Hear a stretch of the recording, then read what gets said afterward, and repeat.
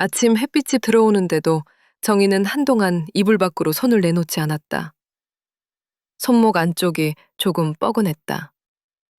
통증이라고 부르기엔 애매하고 그렇다고 아무렇지 않다고 하기에도 몸이 먼저 기억하는 느낌.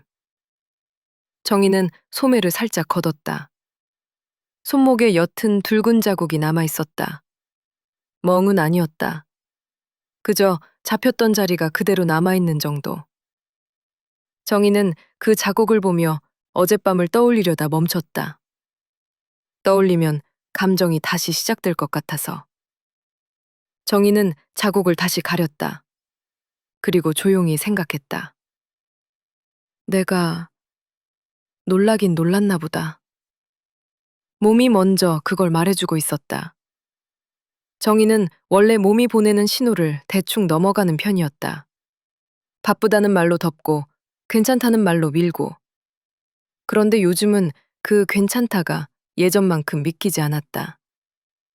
정희는 부엌으로 나가 물을 한 컵 마셨다. 차가운 물이 목을 타고 내려가는데 가슴 쪽이 아주 조금 늦게 따라오는 느낌이 들었다. 정희는 컵을 내려놓고 메모지를 꺼냈다. 검진 상담, 예약. 어제도 들고 갔다가 그대로 접어넣었던 종이. 정희는 종이를 펴고 한 줄을 더 적었다. 오늘. 내일이 아니라 오늘. 정희는 그 한 글자를 적어놓고 잠깐 멈췄다. 오늘이라는 말이 생각보다 무거웠다. 하지만 무거운 게 싫지는 않았다. 정희는 외투를 입고 집을 나섰다. 병원에 가는 길이 이상하게 낯설지 않았다. 낯설지 않다는 게 정희에게는 더 낯설었다. 한국병원 앞에 도착하자 정희는 잠깐 서서 유리문을 바라봤다. 문을 열면 안으로 들어가게 되고 안으로 들어가면 또 어떤 일이 생길지 모른다. 정희는 그런 생각을 하다가 스스로를 다그쳤다. 정희야, 오늘은 네 일이야. 정희는 자동문 앞까지 걸어갔다. 문이 열렸다. 정희는 그 소리를 들으며 안으로 들어왔다.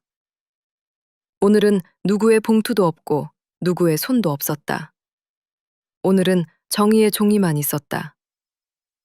정희는 안내 표지판을 따라 검진 상담 위치를 찾았다. 글자는 있었지만 길은 한 번에 잡히지 않았다. 정희는 한두 번 방향을 틀다가 결국 발걸음을 멈췄다. 그리고 문득 목이 말랐다. 목이 마른 것보다는 숨을 좀 고르고 싶었다. 정희는 표지판 끝에 작게 적힌 휴게실 방향을 보고 그쪽으로 걸었다. 문을 열자 공기가 조금 달랐다. 병원 특유의 냄새가 덜했고 조명은 눈을 찌르지 않게 부드러웠다.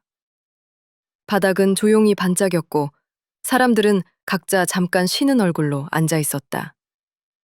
누군가는 컵을 쥐고 누군가는 휴대폰을 내려다보고 누군가는 그냥 눈을 감고 숨을 골랐다. 정희는 그 분위기에 자기도 모르게 어깨를 풀었다.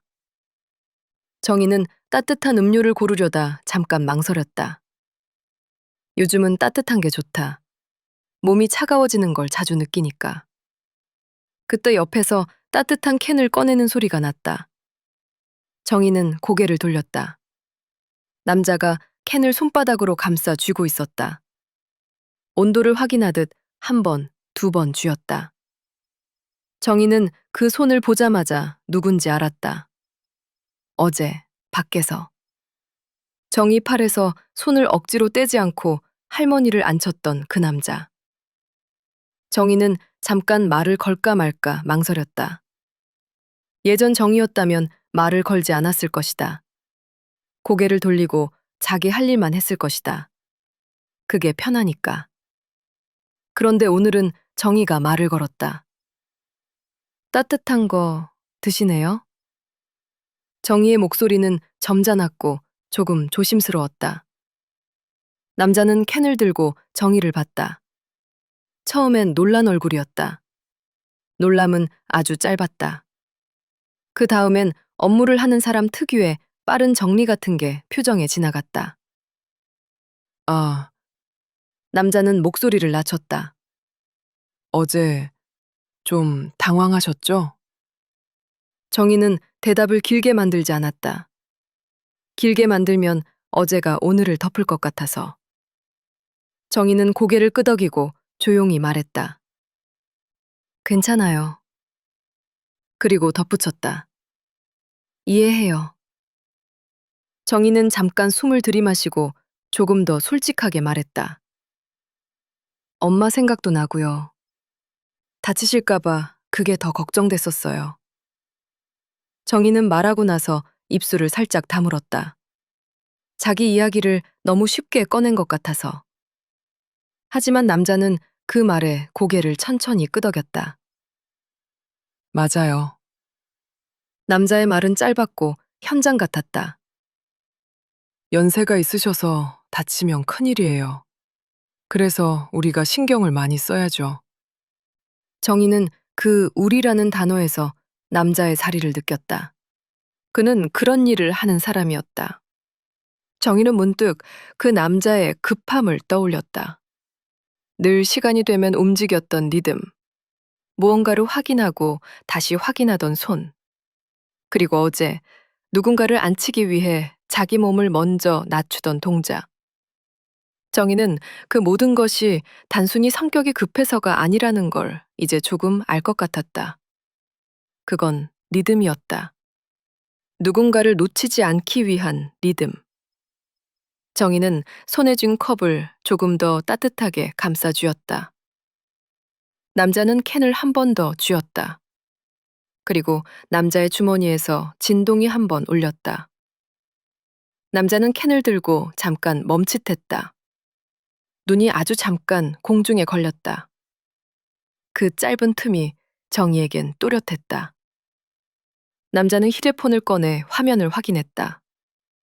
누구에게서 온 건지 정희는 보지 못했다.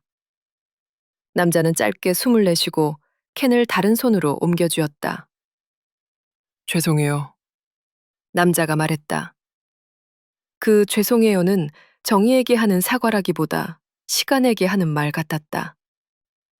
제가 가봐야 해서요. 정희는 고개를 끄덕였다.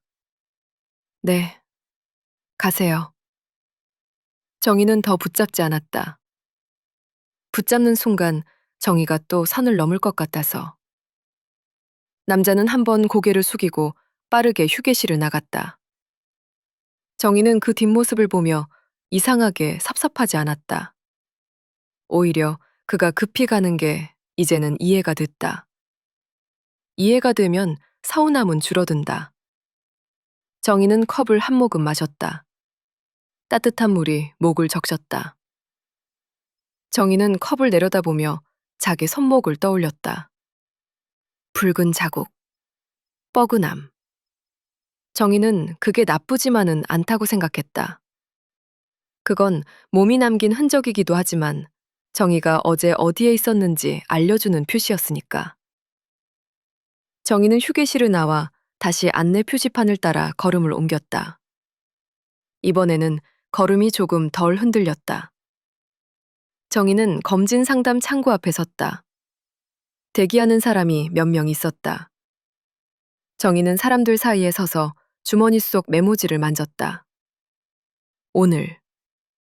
정희는 그 글자를 손끝으로 확인하듯 한 번 더 눌렀다. 정희의 차례가 왔다. 정희는 창구 앞에 앉았다. 종합검진 상담 받으려고요. 정희는 자기 목소리가 생각보다 담담한 걸 느꼈다. 직원은 항목을 설명했고 정희는 필요한 부분만 물었다. 위내시경, 혈액검사, 초음파. 정희는 그럼 다음에 라는 말을 입술 끝까지 올렸다가 삼켰다.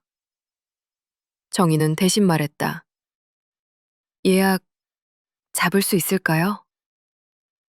직원은 날짜를 몇 개 불러줬고 정희는 그중 하나를 골랐다. 날짜가 확정되는 순간 정희 마음이 아주 조금 내려앉았다. 내려앉는다는 건 안정이 생긴다는 뜻이었다. 정희는 예약 확인 종이를 받았다. 종이는 얇았고 문장은 짧았지만 정희에겐 묵직했다. 정희는 종이를 접어 주머니에 넣었다.